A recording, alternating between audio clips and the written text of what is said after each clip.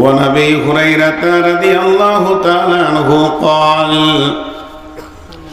قال رسول الله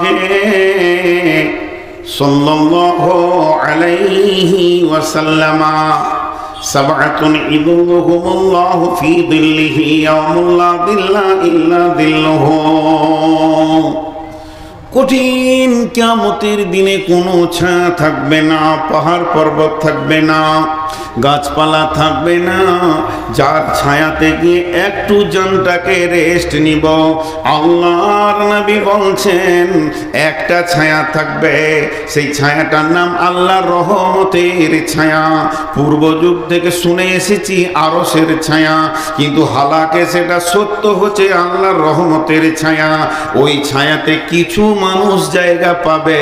বিশ্বনবী বলছেন 7 জন লয়, বিশ্বনবী বলছেন 7 শ্রেণীর মানুষ পৃথিবীর বুকে যারা আমল করেছে, 7 ধরনের মানুষ, তাদের ওই ছায়ার ভিতরে কোটা লেগে থাকবে। তারা নিশ্চিন্তে সেই ছায়াকে উপভোগ করবে। একে তো হাউজে কাউসারের পানি পেল, আর আল্লাহর রহমতের ছায়া পেল। মানে এখানেই জেনে নিতে হবে পৃথিবীর এসি ফেলিওর হয়ে যাবে। সেই ছায়াটা কেমন হবে? এটা বৈজ্ঞানিকের তৈরি এসি যদি এত শীতল হয়, এত মনোরম হয়, মনোরঞ্জন হয়, আমার রবের ছায়াটা কত মনোরম মনোরঞ্জন হবে, কত সুন্দর হবে। সেই রবের আমার রহমতের ছায়াতে জায়গা পাবে। কে বলছেন? কে বলছেন? বিশ্ব নবী বলছেন। কে পাবে রে? 1 নম্বর তুমি এসো, 2 নম্বর তুমি এসো, 3 নম্বরে তুমি এসো, এই বলে তাদের কোটা লেগে যাবে, জায়গা পেয়ে যাবে। এই পৃথিবীর বুকে যারা 7 রকম আমল করেছে, একজনাই যে 7 রকম করেছে তা নয়, যে আমলগুলি বলা হয়েছে এই গুণ যার ভিতরে একটা থাকবে, ও আরশের ছায়াতে বাস করবে। আউযু বিল্লাহি মিনাশ শাইতানির রাজীম।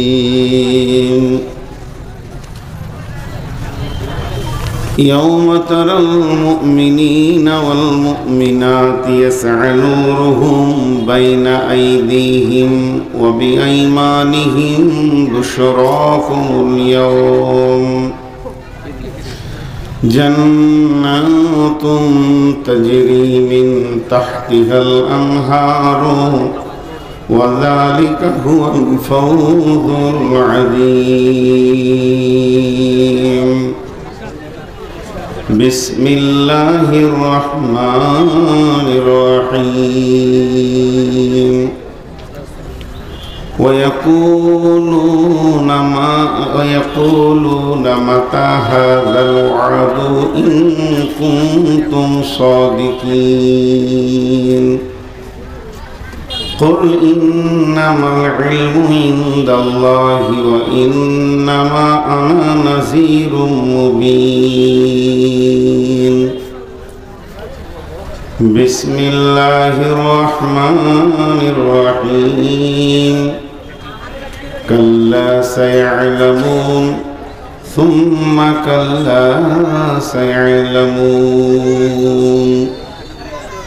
بسم الله الرحمن الرحيم فمن يعمل مثقال ذرة خيرا يره ومن يعمل مثقال ذرة شرا يره بسم الله الرحمن الرحيم وعن أبي هريرة رضي الله تعالى عنه قال قال رسول الله صلى الله عليه وسلم 7 يظلهم الله في ظله يوم لا ظل إلا ظله إمام عادل شاب نشأ في عبادة الله تعالى ورجل قلبه معلق في المساجد ورجلان تحابا في الله اجتمعا عليه وتفرقا عليه ورجل دعته امرأة ذات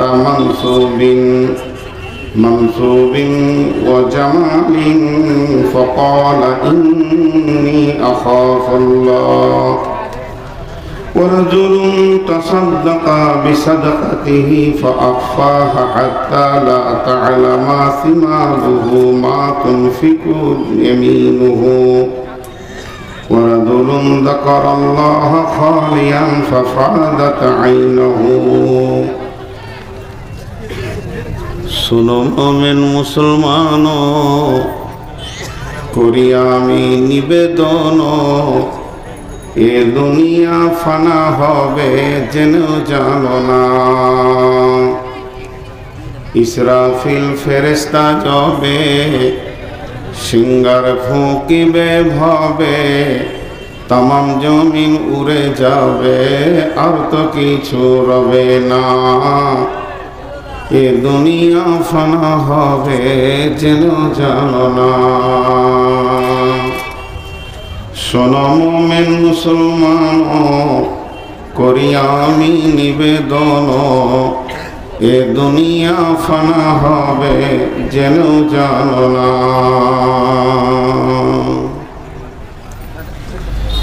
श्रद्धेय सुयोग्य अत्र एलाकार कृति सन्तान आपामा जनसाधारणे निर्वाचित आज के सदरे सभा उपस्थित आकाशे तारका सदृश आलेम उलामाबृंद सामने आमार दीनदार ईमानदार मुमिन भाई सकल ओ पर्दा थेके सुनने वाली मोमेना मा ओ बोनेरा आमी आपनादेर सामने ग्रंथ मुकुट आल कुरानेर विक्षिप्त भावे कयेकटी आयात तेलाওয়াত करेছি एवं सही बुखारी शरीफ থেকে একটা হাদিসকে সামনে এনেছি এই হাদিসটাই হবে আজকের বক্তব্যের বিষয়বস্তু কোরআনের আয়াতগুলো বরকতান কিছু আপনাদের সামনে কথা বলবো বলে নিয়ত করেছি যদি আমার মাবুদ আমাকে তৌফিক দেন তো আমা তৌফিক ইল্লা বিল্লাহি আলাইহি তাওয়াক্কালতু ওয়া ইলাইহি উনীব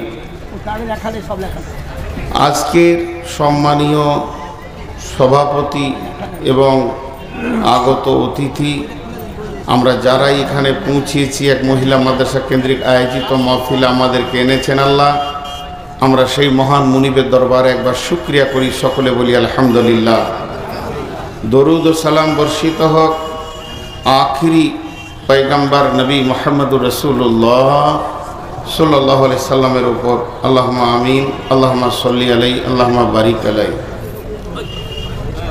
আজকে এই প্রোগ্রামে আমি শেষ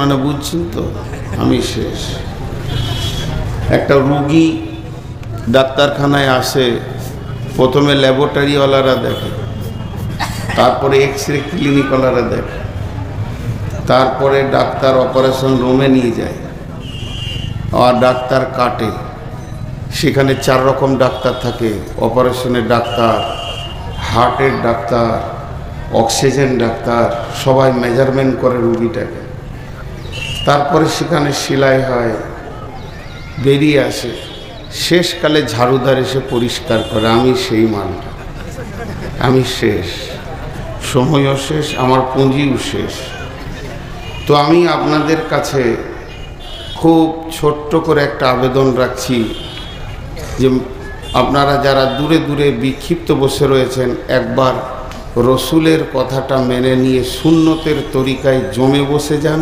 আল্লাহর কালাম পাককে মেনে নিয়ে একবার সবাই নড়ে চড়ে বসি তাফাসসাহু ফিল মাজালিসি ফাফসাহু ইয়াফসাহিল্লাহু লাকুম আপনারা একবার আল্লাহর ওয়াস্তে বলছি সবাই এগিয়ে আসেন আমাকেও ভালো লাগবে আমার নতুন উদ্যম তৈরি হবে আর একটা জিনিস খেয়াল রাখবেন যে একদিন এই চেয়ারে যখন বসেছিলাম তখন হালকা দাড়ি ছিল দাড়ি ঘন হলো দাড়ি কালো ছিল এখন সাদা হয়েছে এখন নানা হয়ে গেছি দুদিন পর খবর পাবেন যে কবরে চলে গেছি তো অতএব আপনারা আমাকে সুস্থ ভাবছেন তো, মানে একটা প্রথমে গল্প শুনেই বায়ানটা শুরু করি। এক রাজার মনে কিছু খেয়ালি রাজা ছিল, খেয়ালি রাজা, যখন যা মন যেত করতো, সেগুলো কোনো প্রয়োজন ছিল না। এক রাজা নাকি আকাশের তারা গুনতে গিয়েছিল গোপাল ভাঁড়কে দিয়ে, সে এক গল্প আছে। তা এক রাজার নিয়ত হচ্ছে যে আমি ইতিহাসে মানে কি বলে মিডিয়াতে নাম নিব, যে এর আগে কেউ নামটা নিতে পারে নাই, আমিই নেব। তোর মাথাতে আসলে একটা বিরাট বড় পুকুর করলো, গোটা পুকুরটাকে মার্বেল পাথর দিয়ে বেঁধে দিল এবং বলল যে দুধের পুকুর হবে, 1 ঘন্টার জন্য হলে দুধের পুকুর হবে। এলাকার যত ঘোষ ছিল গোয়ালা তাদেরকে ডেকে বলল, প্রত্যেক তোরা বাধ্যতামূলক 1 ঘড়া করে দুধ রাতের আঁধারে ফেলে দিবি, সকালে দেখব দুধের পুকুর, আমার নামটা হয়ে যাবে ইতিহাসে, ঝামেলা চুকে যাবে। লম্বা একটা ড্রেন করে দিয়েছে, এখানে সব দুধ ফেলবি। রাজা ফজরের সময় উঠে এসে দেখছে আজকে আমার নাম হবে, লোক হইচই করে দেখবে, কিন্তু আসলে পানির পুকুর হয়ে গেছে। রাজার তো মাথা খারাপ, এতগুলো গোয়ালা, এলাকায় ঘোষ, প্রায় 2-4 লক্ষ ঘোষকে বললাম, আর এরা পানি কি করে কি হলো, সব কটাকে একটা হল ঘরে ভরেছে। বলে সত্য কথা বল, নাহলে মেরে দিব। সবাই বলছে স্যার আমি মনে মনে ভাবলাম সবাই দুধ দিচ্ছে, তো আমি 1 ঘড়া পানি দিই, আসলে পানি সবাই দিই। এবার যেখানেই যেছি খালি বলছে আজকের রাতটা আপনি শেষে নিয়ে কষ্ট করলেন, কার থেকে আর করতে হবে না। আবার কাল যেখানে যাব ওরা বলবে এই একটা রাত খালি কষ্ট করলেন, আর করতে হবে না। তা আমার কপালে এটা আল্লাহ মেরে দিয়েছে, এটা মানুষের তৈরি নয়, আমার এটা কপালে আছে, শেষকালে পাবো। আমার এখন বর্তমান সুগার হচ্ছে 490, এই পানি নিয়ে বসেছি, এই খানিক করে পানি খাবো আর চালাবো। তো একটু করে সহানুভূতির নজরেও দেখতে হয় মানুষকে। আমার পা দুটা আগুনের মতো জ্বলছে, সত্য কথাগুলো বলছি। পাগুলোকে ঘষছি, কখনো মার্বেলে ঘষছি। এটা আমার বয়সের শেষ, কারণ প্রত্যেককেই এভাবে পৃথিবী ছাড়তে হয়েছে, আমাকেও ছাড়তে হবে। যাই হোক, আপনারা বসেছেন, আমি আপনাদেরকে একটা বড় খবর নিয়ে এসে পৌঁছিয়েছি, কিন্তু সকলে উঠেও আসলেন, কেউ কেউ উঠে আসতে পারেনি। ওগুলো সিপিএমের মাল ছিল পুরাতন, যেখানে বসেছে সেখানটায় দখল করেছে। ওরা উঠবে না, ওখানেই থাকবে। ওদের কাছে কোরআনও কাজে লাগবে না, হাদিসও কাজে লাগবে না, আল্লাহ বাকে আর রসুলই বাকে। আর এইখানে এরা দাঁড়িয়ে আছে, এরা যে কোন বংশ থেকে এসেছে, এদের বাপিকে আর এদের মাইকে, এদেরকে কি আদব একটু শিখায়নি? এদের কি হায়া, লজ্জা, শরম, চামড়ার সাইজ কতটা মোটা হলে এখনো দাঁড়িয়ে থাকতে পারে? আবার চুল রেখেছে দেখছেন, গোটাটা নাড়া করে মাথার উপরে, মনে হচ্ছে দুটো মাথা নিয়ে দাঁড়িয়ে আছে। হ্যাঁ, লজ্জা কর বা খানিকটা লজ্জা কর। চলেন, আমি আজকে সরাসরি চলে যাচ্ছি মেন প্রেক্ষাপটে। কেয়ামত, কেয়ামত সম্পর্কে রাসূলুল্লাহ সাল্লাল্লাহু আলাইহি ওয়াসাল্লামকে অনেক প্রশ্ন করা হয়েছে। সেই দিনটা আসছে কই? আল্লাহ রসুলকে আল্লাহ বললেন, তুমি বলে দাও, কুল ইন্নামাল ইলমু ইনদাল্লাহ ওয়া ইন্নামা আনা নাযিরুম মুবিন। সেই দিনের পরিপূর্ণ জ্ঞানটা আল্লাহর কাছে আছে, কবে আসবে, কোন টাইমে আসবে। আমি তোমাদেরকে শুধু ভয় দেখানেওয়ালা, সেই দিনের খবর দেনেওয়ালা। নবী মানে তো সাংবাদিক, নাবা মানে খবর।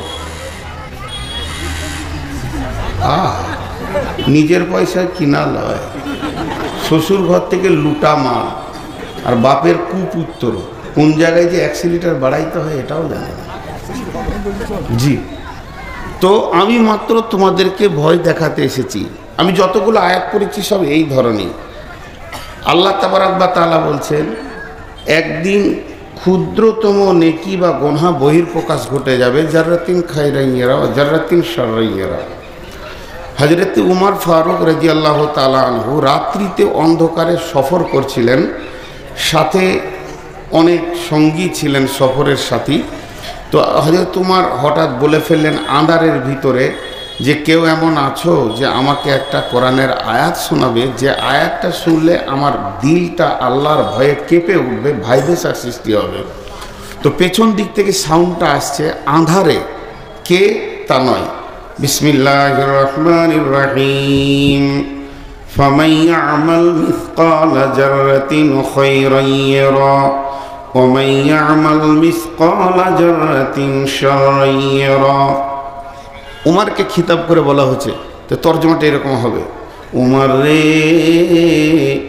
তোমার সামনে অতি সত্তর একটা দিন তত্তর করে আগিয়ে আসছে, যেদিন তুমি ক্ষুদ্রতম নেকি করো চাই গুনাহ করো, সেটা বহির প্রকাশ ঘটে যাবে। হযরত উমর ডুকরে কাঁদতে লাগলেন, ডুকরে কেঁদে উঠলেন বাচ্চা ছেলের মতো, দিয়ে বললেন, আমি অনেক ভয় পেয়ে গেছি, আমি এখন কাঁদছি, তোমরা কেউ আছো আল্লাহর কালাম পাক দিয়ে আমার কান্নাটা বন্ধ করে দিতে পারবে? আল্লাহর কালাম পাক দিয়ে আমার কান্নাটাকে বন্ধ করতে হবে, কেউ আছো? একই কণ্ঠে আবার ভেসে আসছে, বিসমিল্লাহির রহমানির রহিম, লা তাকনাতু মির রাহমাতিল্লাহি। উমর রে, তুমি নিজেকে বঞ্চিত করো না, হতাশা হয়ে যেও না আল্লাহর রহমত থেকে। আল্লাহর রহমত কত বড়, কত ওজন, কত লম্বা, কত চওড়া।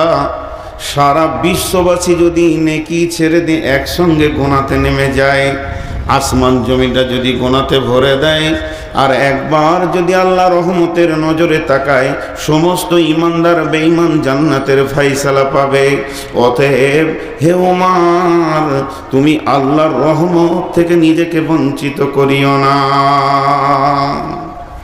কোরআনে দিয়ে কাঁদলো, কোরআন দিয়ে তার কান্না বন্ধ হলো। তো কিয়ামতের দিনটার ব্যাপারে আমাদের একটা ধারণা একপেশি সৃষ্টি হয়ে আছে, তবে ভালো খারাপ নয়, সেটা কঠিন দিন, কঠিন দিন, এর থেকে কঠিন দিন আর নাই, এর থেকে কঠিন দিন আর নাই। আল্লাহ বলেছেন, ওয়ালা ইউসিকু ওয়াসাকাহু আহাদ, সেই দিনের বন্ধনের মতো আর গ্রেপ্তার তুমি জীবনে দেখনি, এরকম বন্ধন হবে। তো এটা ভয়ের বিষয় বটে, কিন্তু আর একটা জিনিস আমরা খেয়াল করি না, উদুহু ইয়াওমাইদিন নাঈমা ওয়া আম্মা মান উতিয়া কিতাবাহু বিয়ামিনিহি ফাসাউফা ইউহাসাবু হিসাবান ইয়াসীরা ওয়া ইয়ানকালাবু ইলা আহলিহি মাসরুরা। ডান হাতে যারা সার্টিফিকেট পাবে তারা হাসবে, আনন্দ করবে, আত্মীয়দের দেখা করবে আর বলবে, আমি কামিয়াব, আমি কামিয়াব, আমি কামিয়াব, আমার আল্লাহ আমাকে সাকসেস করে দিয়েছেন, আমি কঠিন জাহান্নাম থেকে বেঁচে গেছি। তেমনি যারা বাঁ হাতে পাবে তারা কাঁদবে, যাদের নজর, যাদের চেহারা কালো হবে, নিচে নেমে যাবে, তারা কাঁদবে। আমি আয়াতগুলো টুকটুক করে সেরে নিচ্ছি আর কি। তো ঠিক এইভাবে কোরআনে আল্লাহ তাবারাক ওয়া তাআলা অনেক কথা বলেছেন, একদিকে সুখ তো আর একদিকে দুঃখ। তো কিয়ামতের ময়দানটা যেমন সুসংবাদ বহন করে, তেমনি দুঃসংবাদও বহন করে। কিন্তু আমরা দুঃসংবাদের কথাটা বেশি জেনে রেখেছি, এটা জেনে রাখাটা ভালো, তাতে আমরা যেন ভালো আমলের ময়দানে দাঁড়াতে পারি। কিন্তু গোটা কিয়ামতটা শুরু থেকে শেষ পর্যন্ত, কিয়ামত একদিন শেষ হয়ে যাবে, কিন্তু জান্নাত আর জাহান্নামের জিন্দেগি শেষ হবে না। কিন্তু গোটা কিয়ামতের ভিতরে আপনার আমার দিলের তাসাল্লি দেবে, সান্ত্বনা দেবে, দিলকে ঠান্ডা করবে, এরকম কোনো জিনিস আছে কিয়ামতের ময়দানে? আছে, চারটা আছে, চারটা গুনেলেন। তার মধ্যে আজকে একটাকে বিস্তারিত বলবো আর তিনটে গুনিয়ে দিব। বিসমিল্লাহির রহমানির রহিম, ইন্না আ'তাইনাকাল কাউসার ফাসাল্লি লিরাব্বিকা ওয়ানহার ইন্না শানিয়াকা হুয়াল আবতার। কিয়ামতের ময়দানে হাউজে কাউসারটা রয়েছে সান্ত্বনাদায়ক জিনিস, নিজের পিপাসা মেটানোর জিনিস। এটা আমার রবের তৈরি পৃথিবী, মানবের নয়। কিন্তু ওই হাজে কাউসারটা আমার রব হাদিয়া করে দিয়েছেন, তোহফা দিয়ে দিয়েছেন তিনার নবীকে। সেটা কন্ট্রোল করবেন কে? আখিরি পয়গম্বর নবী মুহাম্মদুর রাসূলুল্লাহ সাল্লাল্লাহু আলাইহি ওয়াসাল্লাম। সেই হাজে কাউসারটা গোল নয়, সেটা লম্বাও নয়, চৌকান্না হবে, আপনার নজর এক প্রান্ত থেকে আর এক প্রান্ত দেখতে পাবে না। কিন্তু বিরাট লম্বা চওড়া, ওখানে আকাশের তারার মতো অসংখ্য পেয়ালা জুলজুল করে ভাসবে, চারিদিকে ফেরেশতার সিকিউরিটি দেওয়া থাকবে, আল্লাহর হুকুমের সিকিউরিটি থাকবে, অন্য কোনো দিকে পানি পান করা যাবে না। আল্লাহর নবী একই দিকে পানি পান করাবেন এবং উম্মতের হাতে পানি তুলে দেবেন। ওই পানিটার লাভ কি, ওই পানিটার ফজিলত কি, ওই পানিটা পান করলে আপনার আমার কি উপকার হবে? যতক্ষণ পর্যন্ত জান্নাতের চৌকাটা না চেঞ্জ করব, যতক্ষণ পর্যন্ত জান্নাতের ভিতরে না ঢুকবো, আর আমাকে পিপাসা লাগবে না। এই হাজে কাউসারটা আমার রব তার নবীকে আতা করেছেন, তাকে হাদিয়া করেছেন। বিশ্ব নবী কাউন্টিং করবে, তারপরও সে ফেরেশতার সিকিউরিটি থাকবে, দুই দিকে কলাক্সিবেল গেটের মতো পর্দা থাকবে। আল্লাহর নবী যাকে উম্মত ভাববেন, উম্মতের প্রতীক চিহ্ন পাবেন, তার হাতে পেয়ালা পানি ধরিয়ে দেবেন। যাকে তিনি উম্মত মনে করবেন না বা উম্মতের কিছুই যার কাছে পাওয়া যাবে না, ওই লোকটা যখন যাবে পানি পান করতে, বিশ্ব নবী জীবনেও কাউকে রেগে কথা বলেননি। সেই দিনই বলবেন সোহকান সোহকান লিমান গায়্যারা মিন দীনি, সোহকান সোহকান লিমান বাদদালা মিন দীনি। তুমি আমার সামনে থেকে সরে যাও, আমার আনিত আদর্শ আইডিয়ালকে তুমি চেঞ্জ করে দিয়েছো, বদল করে দিয়েছো। তোমার সঙ্গে আমার কোনো আত্মীয়তা নাই। নবী উম্মত, উম্মত নবী যে একটা সম্পর্ক, এটা বাতিল ঘোষণা করা আছে তোমার সঙ্গে আমার। অতএব তুমি আমার কাছে পানি পাবে না।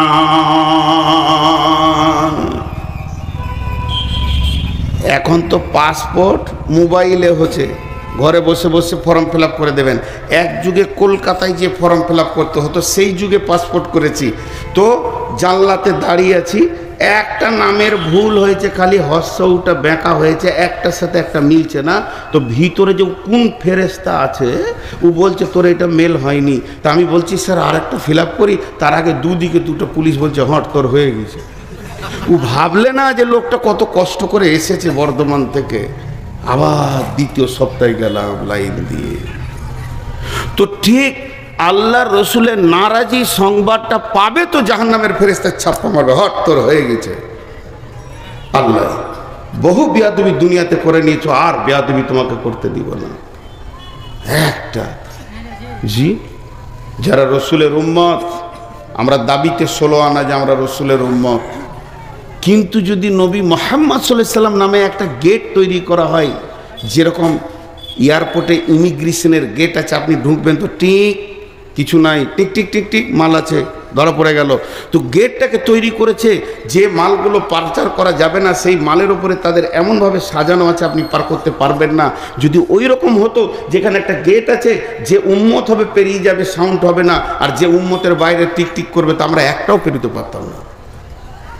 কারণ আমাদের অবস্থা কি, মাথার চুল থেকে নিয়ে পা পর্যন্ত রসুল একটু নাই। পানি পান করছে বাম হাতে, সাউন্ড কি, ডান হাতে পানি পান করে না, আবার স্টাইল করে বাম হাতে খাচ্ছে। জি, খাওয়ার শেষে দোয়া, এটা আবার এই আধুনিক দোয়া। কোনো জায়গায় রসুল নাই, না পেচ্ছাবে আছে, না পায়খানাতে আছে, না শোয়াতে আছে, না খাওয়াতে আছে। কথাই কথা মনে পড়ে যায়, 68 বছর বয়স, 8টা ছেলের বাপ, টাকা আছে, হজ করে এসে বাড়িতে ফিরেছে, হাজি সাহেব মানুষ, ফরজ গোসল জানে না। এবার বলেন ওর জীবনের নামাজগুলো কবুল হয়েছে কিনা, মুফতি সাহেব বলবে। 8টা ছেলের বাপ, যে কাজে ফরজ গোসল করতে হয় সে কাজ ওর দ্বারা হয়েছে। হজ করে আসার পর মসজিদে জিজ্ঞাসা করা হচ্ছে গোসলের ফরজ কি, বলতে জানি না। বলুন ওর জীবনের নামাজ আর বাইতুল্লাহতে থেকে এসছে কি হালাতে, সেটা পাক হালাতে না না পাক হালাতে। আজকে আমরা রসুলের কাছে পানি পান করব, হবে না। কিন্তু পানিটা বড় সান্ত্বনাদায়ক জিনিস। আমি একটা তফসির দেখছিলাম, কতটা সহি জয়ীফ জানি না। বলছে বর্তমান যেটা জমজমের কূপ এইটাই হাজে কাউসারে আল্লাহ পরিণত করবেন। বর্তমানে যেটা জমজমের কূপ এটা হাজে কাউসারে পরিণত হবে। নাম্বার 2, যারা পৃথিবীর বুকে রোজা রেখেছে, বিশ্ব নবী 6 মাস আগে রোজার প্রস্তুতি নিতেন, সাজো সৈন্য সাজো, আনন্দ করতেন রমজান আসবে। আমাদের কাছে আর মাত্র 3 থেকে 4 মাস রয়েছে রমজান, আমরা সকলে রোজা রাখবো ইনশাআল্লাহ। আগত রমজানকে সুস্বাগতম জানাচ্ছি। যারা রমজান মাসে রোজা রেখেছে তাদের সব থেকে কিয়ামতের মাঠে বড় উপহার স্বয়ং আমাদের রব আল্লাহ রোজাদারদের মোলাকাতে কিয়ামতের মাঠে আসবেন। কিয়ামতের মাঠে রোজাদাররা আল্লাহকে দেখবে। হাজি ভাই, যার কাছে আমার জীবনের সমস্ত মানদণ্ডের হিসাব, জান্নাত জাহান্নামের ফাইসালা, যিনি আহকামুল হাকিমিন, যিনার কোনো পরামর্শদাতা নাই আর প্রয়োজনও নাই, যিনার কোনো উকিলের প্রয়োজন নাই, তিনি যদি সমস্ত জাহান্নামীকে জান্নাতে দিয়ে দেয় তো কেন দিলে কথা বলার কারো ক্ষমতা নাই। সেই রকম মাবুদ আপনার আমার মোলাকাতে আসবেন এই রোজার কারণে। রোজা ছাড়বো ইনশাআল্লাহ? রোজা ছাড়বো না রোজা রাখবো? রোজা রাখবো ইনশাআল্লাহ। নাম্বার 3, ইয়াউমা তারাল মুমিনিনা ওয়াল মুমিনাতি ইয়াসআ নূরুহুম বাইনা আইদিহিম ওয়া বিআইমানিহিম বুশরাকুমুল ইয়াওম। কিয়ামতের মাঠে সর্বপ্রথম যেটা মানুষের প্রয়োজন হবে সেটা আলো। তার কারণ কিয়ামতের ময়দানটা অন্ধকার হবে, সূর্য থাকবে না, তারা থাকবে না, নক্ষত্র থাকবে না, বিদ্যুৎ প্রকল্প থাকবে না, জেনারেটর থাকবে না, মোমবাতি থাকবে না, জোনাকি পোকা থাকবে না। যে উপকরণ দিয়ে আমরা আলো পাই এগুলো একটাও থাকবে না। কিয়ামতের ময়দানটা চমকাবে একটা আলোতে। ও আশরাকাতিল আরদু বিনূরি রাব্বিহা, আমার রবের নূরে কিয়ামতের ময়দান চমকাবে। তবে তার ও নূরের ভিতরে থাকবে কুদরতি ক্ষমতা। বেঈমানরা সে নূর দেখতে পাবে না। যে বেঈমানরা এই পৃথিবীতে মসজিদের দরজা দেখেনি তারা কোনোদিন সেই নূর দেখতে পাবে না। ওই দিন নূর দেখবে কে? ওই দিন নূর দেখবে যে 5 ওয়াক্ত সালাতে হাজির দিয়েছে। ইয়াউমা তারাল মুমিনিনা ওয়াল মুমিনাতি ইয়াসআ নূরুহুম বাইনা আইদিহিম ওয়া বিআইমানিহিম বুশরাকুমুল ইয়াওম। তিরমিজি যখন পড়ছিলাম তো একটা হাদিস পেয়েছিলাম যে এই হযরত আবু হুরায়রা উজু করছে, তেমনি করে পানি নেই, মানে এই পর্যন্ত টানছে। এই পর্যন্ত কোরআনে আছে ফাকসিলু উজুহাকুম ওয়া আইদিয়াকুম ইলাল মারাফিক, এই পর্যন্ত ও একটু বেশি করে টানছে। আর হযরত উমর রাগী মানুষ, দেখতে দেখতে, আর ই যত রাগী তত নরম, জীব যত নরম দাঁত তত শক্ত থাকে পাশে পাশে। ঠিক আবু হুরায়রা আর হযরত উমর দুটি পাশে পাশে, মহব্বত খুব কিন্তু খুব নরম। উমর দেখতে দেখতে বলছে, ওই তুই কতটা পানি টানছিস? যেই এই পর্যন্ত। আর ও ঘাড়ে ধরেছে, বেশি বুঝিস তো কোরআন, তোকে বেশি বুঝতে হয়েছে। বলে কেন? ছাড় ভাই। বলে ছাড়, তোকে ছাড়বো, রসুলের কাছে নিয়ে গিয়ে ছাড়বো তোকে, নবীজির কাছে নিয়ে গেছে। তা আবু হুরায়রা নরম মানুষ, কাবু, এই ছাড়ো ছাড়ো। কি হলো? ইয়া রাসূলুল্লাহ, উজুতে হাত কতটা ধোবো? এই যে এই কোনায় পর্যন্ত, মারাফিক এই কোনায় পর্যন্ত। তখন বলছি কতটা টানছে দেখেন, বলে এই পর্যন্ত। জি, নবীজি বললেন, আবু হুরায়রা তুমি কি কোনায় থেকে আরো বেশি টানছো? বলে জি হ্যাঁ। পারমিশন দিল কে? তখন আবু হুরায়রা বলছেন, দয়ার রাসূল গো, আপনি বলেছেন উজু করার কারণে উজুর জায়গাগুলো কিয়ামতের ময়দানে নূরে ঝকমক করবে। আমি সেই জন্যে উজুর পানিটা একটু আগে বাড়িয়ে নিছি, আমার নূরটা যেন আরো বেশি হয়ে যায়। আল্লাহর নবী বললেন, উমর রে ছেড়ে দাও, ওর তো উজুর নিয়ত নয়, নূর বাড়ানোর নিয়ত। উজু তো হয়েই যাবে, তাহলে উজুর পানির ভিতরে রয়েছে গুণ। যে উম্মত উজু করলো না, যে গোলাম উজু করার মতো কাজ করলো না, সে মাবুদের নূর কিয়ামতের মাঠে পাবে না, অন্ধকারে থাকবে।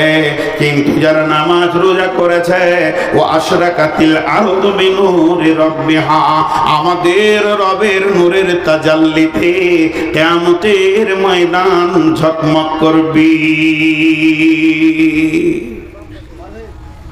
একটা মজার কথা আপনাদেরকে বলে দিই। সবাই জমা হচ্ছে এখানে, দিয়ে মাদানী ভাই বড় বড় গরু এনেছে, স্পেশাল মাল, ইনশাল্লাহ পেট ভরে খেলে ডায়রিয়া, অর্ধেক তেল অর্ধেক চর্বি। সবাই আমরা বসে গিয়েছি, কিন্তু ধানদাতা ওইদিকে লেগে আছে যে কখন ডাক পড়বে। এটা আমি উদাহরণ দিচ্ছি। কিন্তু আপনি গেটে ঢোকার সঙ্গে সঙ্গে আপনাকে টিকিট দিয়ে দিয়েছে, এখনো খাবার ডাক পড়েনি। টিকিট পেয়েছেন মানে আপনার থালা লেগে গিয়েছে।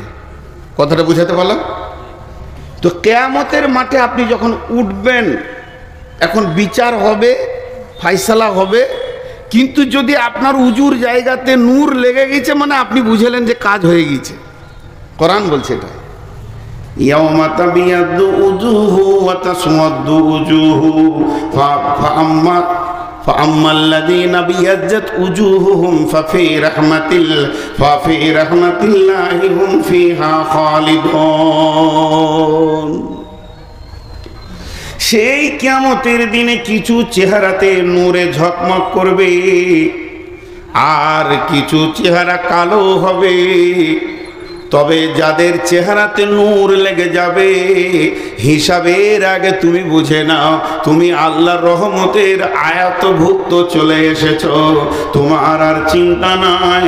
অতএব মুসলমান, কিয়ামতের মাঠে আল্লাহর নূর এবং দিদার যদি নিতে হয়, নামাজ আর রোজা দুইখানা ইবাদতকে মজবুত করতেই হবে।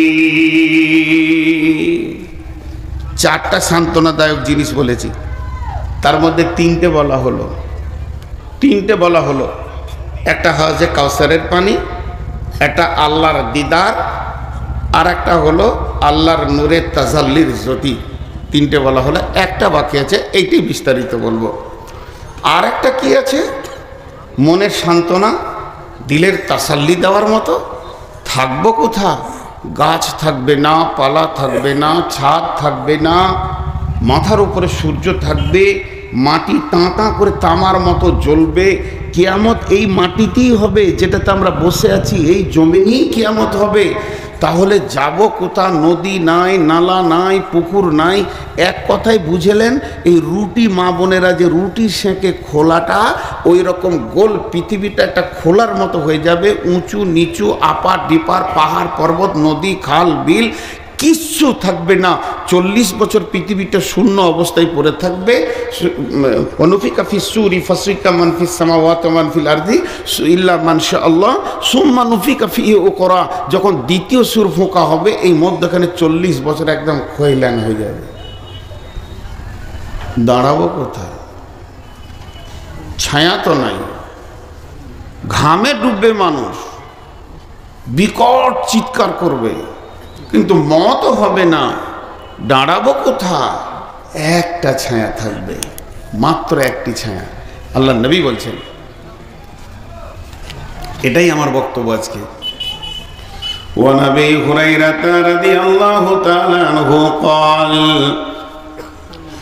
قال رسول الله صلى الله عليه وسلم سبعة يظلهم الله في ظله يوم لا ظل إلا ظله। কঠিন কিয়ামতের দিনে কোনো ছায়া থাকবে না, পাহাড় পর্বত থাকবে না, গাছপালা থাকবে না, যার ছায়াতে গিয়ে একটু জানটাকে রেস্ট নিব। আল্লাহর নবী বলছেন একটা ছায়া থাকবে, সেই ছায়াটার নাম আল্লাহর রহমতের ছায়া। পূর্ব যুগ থেকে শুনে এসেছি আরশের ছায়া, কিন্তু হালাকে সেটা সত্য হচ্ছে আল্লাহর রহমতের ছায়া। ওই ছায়াতে কিছু মানুষ জায়গা পাবে।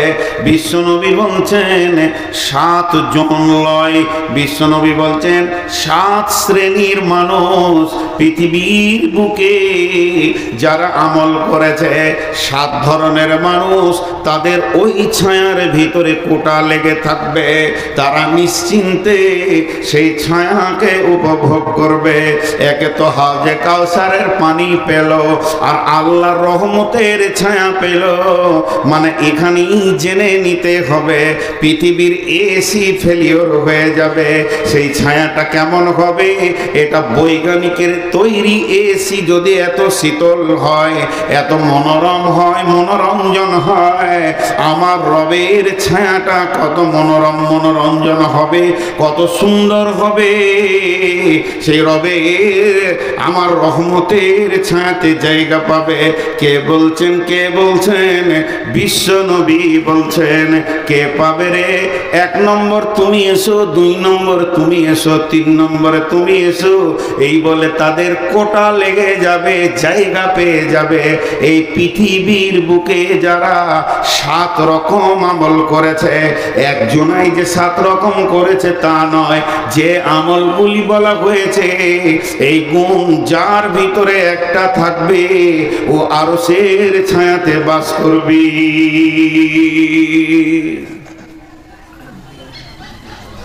এরা উঠছে কেন? 12টা যে বাজে নাই বাপজি। এরা বলছে তুই থাক গা, তোর বাপ থাকুক গো, আমাদের আরশের ছায়া দরকার নাই, পেট ভরে গোশ খেয়েছে, এখন ঘর যা। জি, রাগ করিয়েন না বাপ, যা, আল্লাহ সহি সালামতে বাড়ি পৌঁছিয়ে দেয়, যেন রাস্তায় কোনো অসুবিধা না হয়। জি, এটা শীতের সময় তো, যারা সুগারের রুগী হয় তাদের অনেক রকম কষ্ট হয়, বয়স্ক মানুষ, ঘন ঘন পেশাব লাগবে। তো আমি আপনাদের সামনে সেই 7 শ্রেণীর গ্রুপটা আজকে বলবো।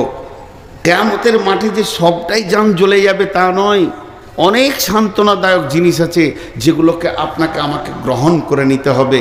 তার ক্যাপাসিটি রসুল বলে চলে গেছেন, সেটা কোন ধরনের মানুষ ওই জায়গায় স্থান পাবে।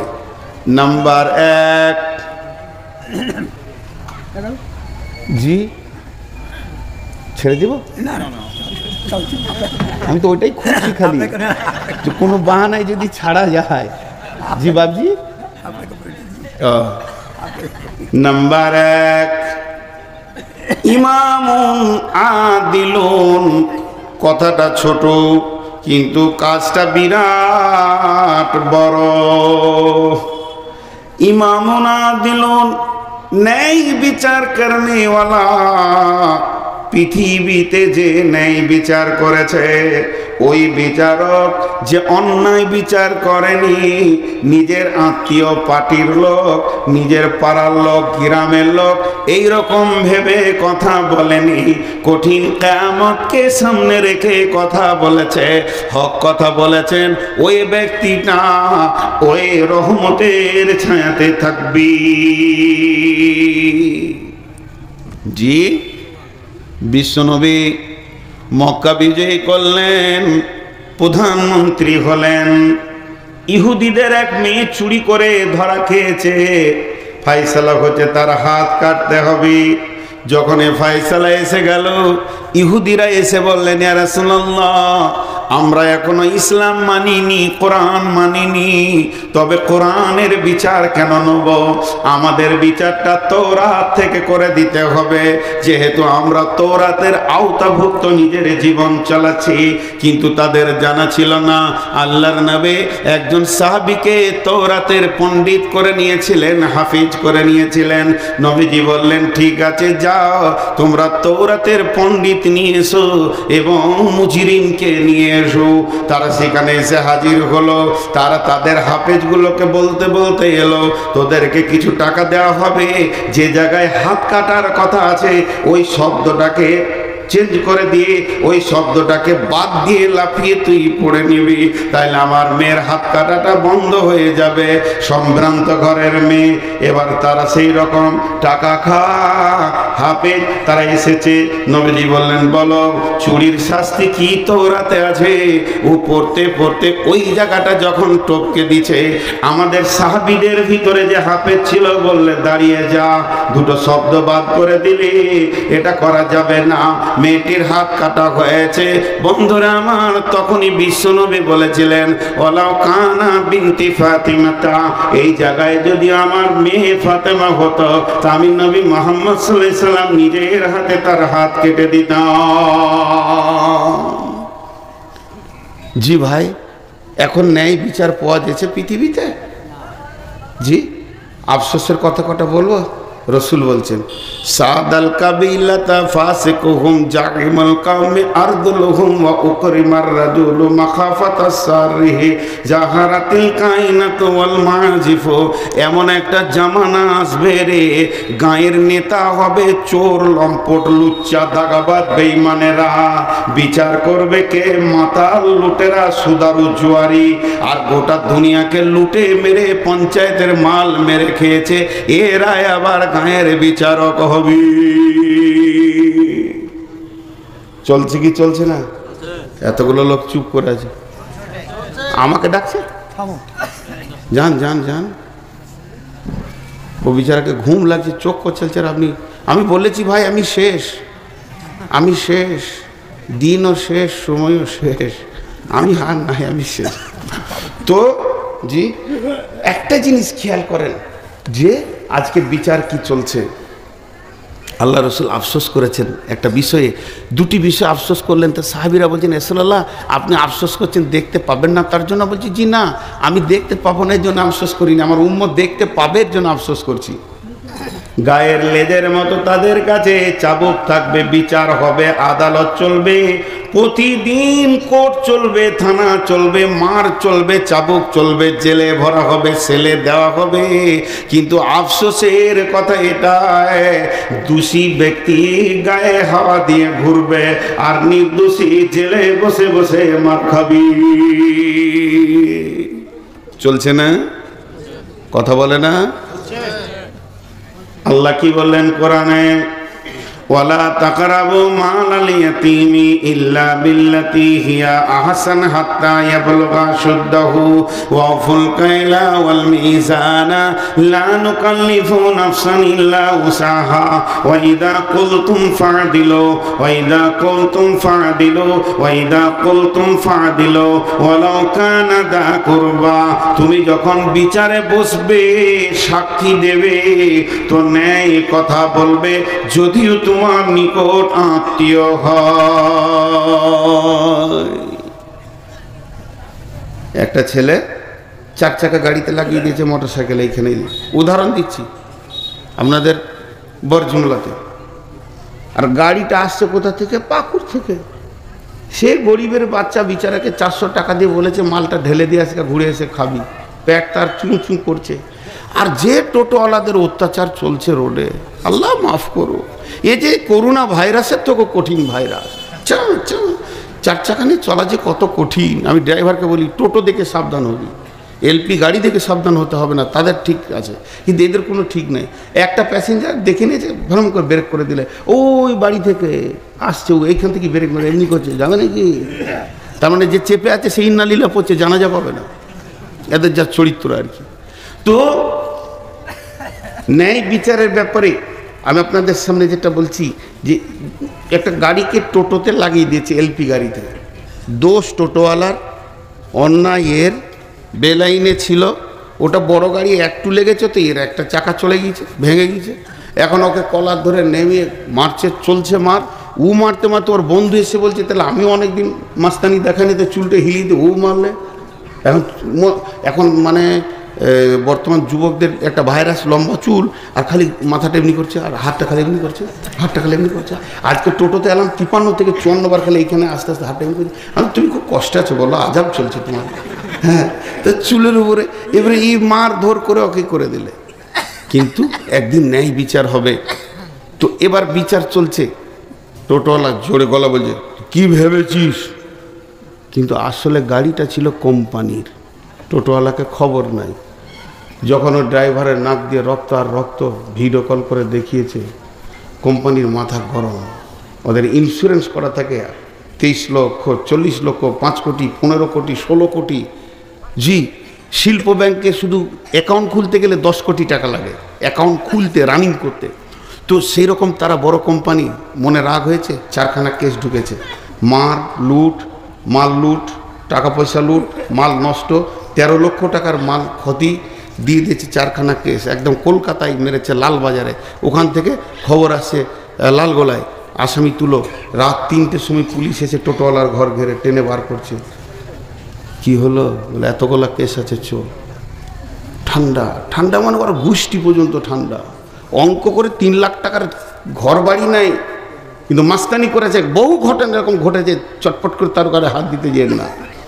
দিয়ে যখন ওকে থানাতে বসানো হয়েছে, মন দিয়ে শুনবেন, একদিকে ও তো বসিয়ে আছে, থানা বড়বাবু যে বস বসলো, একদিকে এসপি, একদিকে ডিএম, একদিকে এসডিও, আর একদিকে আরও কিছু কোম্পানির লোক, বিরাট টিম নেমে গেছে। ওকে তখন বলছে, তুই লাগিয়েছিলি না গাড়িটা লাগিয়েছিল? তখন গলার ভিতর থেকে, আস্তে করে কেন বলছিস? তো সেই দিনে কেমন করছিলি? যেদিন মেরেছিলি সেই দিন তোর গলার সাউন্ডটা কেমন ছিল, আজকে কেন হালকা হয়ে গেল? আদালতের মাঝে পড়েছো, সৈন্যের মাঝে আছো, এখন তোমার সমস্ত আম শুকিয়ে চুর হয়ে গেছে। এখন তুমি আর আমলাও, তোমার নাম আমচুর। টেনেও সোজা করা যেছে না। বড়বাবু বলছে, গলা ঝেড়ে কথা বল, পানি খাওয়া। বলছে, স্যার ভুল হয়ে গেছে, চলবে না। তো আমার আল্লাহ বলছে, আমি জিভটাকে রেখেছি 32টা সৈন্যের মধ্যখানে।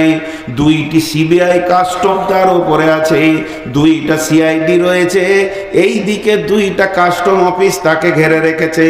মাথাটা হলো গোটা বডির আদালত। এতগুলোর ভিতরে যেদিকে তুই কথা বলিস, এটাই হলো তোর কথার জায়গা। আল্লাহ বলছেন, ওয়াইদা কুলতুম, যখন তুই কথা বলবে, ফাঁকা দিল, ইনসাফ করে কথা বলবে, তোর বডিতেই আমার সিআইডি কাজ করছে। ফাঁকা দিল, ওয়ালাউ কানা দা কুরবা, যদিও সে নিকট আত্মীয় হয়। বাদশা নিজে হরিণ শিকার করতে গিয়েছে, এইরকম করে তীর ধরেছে, একবারে ফলা তীর। হরিণকে পাবে তো আর ওখার দুনিয়া থেকে বেঁচে থাকতে হবে না। আর যেই তীর ছেড়েছে, হরিণটা তরফ করে লাফিয়ে উঠেছে, আর লক্ষ্যভ্রষ্ট হয়ে পায়ের তলা দিয়ে সেই তীর নদীর ধারে এক বুড়ি এমনি করে কাপড় সাফ করছিল, আর ওর একমাত্র বিধবা মেয়ে বাচ্চাটা দাঁড়িয়েছিল, কানে পড়ে স্পট হয়ে গেল। কাজীর কাছে বিচার চলে গেল। বাদশাহ নিজে মেরেছে, দেশের বাদশাহ মেরেছে, আর বিচার গেছে কাজীর কাছে। আজকে শুক্রবার, রবিবার বিকাল 3টে ফাইসালা হবে। বাদশাকে এনে হাজির করা হলো। বাদশার সিংহাসনে নাই, কাঠগোড়ায় দাঁড়িয়ে আছে, বুড়ি দাঁড়িয়ে আছে, দাফন কাফন হয়ে গেছে। একদিকে স্বামী হারিয়েছে, এবার সন্তান হারালো, যার মুখ পানে তাকিয়ে দুনিয়ার আলো দেখছিল। বাদশাহ তীর হাতে করে গিয়েছে, কাজী বিচার দিচ্ছে। বাদশাহ বলে, বলুন, তুমি মেরেছো? বলে, হ্যাঁ স্যার, ইচ্ছা করে নয়, তবে লক্ষ্যভ্রষ্ট হয়ে গিয়েছিল। হরিণটা চলে গেল। যে নদীর ধারে ঘাটে উনি কাপড় সাফ করছেন, ওর বাচ্চার কানে লেগেছে, তীর স্পট হয়ে গেছে। বাদশাহ এবার ফাইসালা দিচ্ছে, জাল্লাদ, আমার আল্লাহর ফাইসালা কতলের পরিবর্তে কতল। তুমি হরিণ মারবে না বাঘ মারবে তোমার ব্যাপার, কিন্তু তোমাকে ডানে বামে দেখতে হতো। যদি তীর লক্ষ্যভ্রষ্ট হয়, তাহলে তীর কোথায় গিয়ে পৌঁছাতে পারে। তুমি নিশা মতো, পাগলার মতো হরিণের নিশাই মেরে দিয়েছ।